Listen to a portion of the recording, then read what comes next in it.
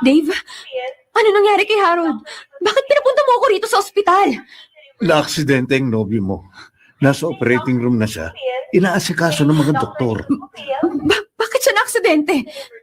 Nagsimula kay Nicole. Si Nicole na naman?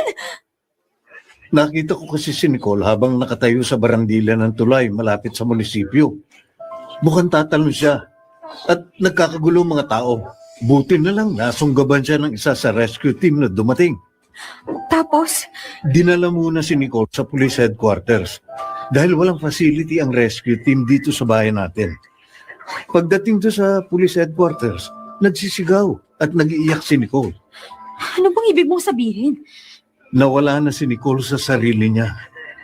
Nasiraan na siya ng bait Ano? at tinawagan ko nga si Harold.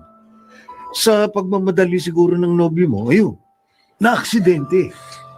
Sabi ng mga nakakita, may iniwasan daw tricycle si Harold. Kaya bumaliktad ang kotse papunta sa mababaw na bangin sa gilid ng kalsada.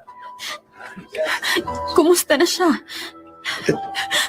Ligtas na si Harold. Ang problema nga, nakita ko duguan ng kanyang mga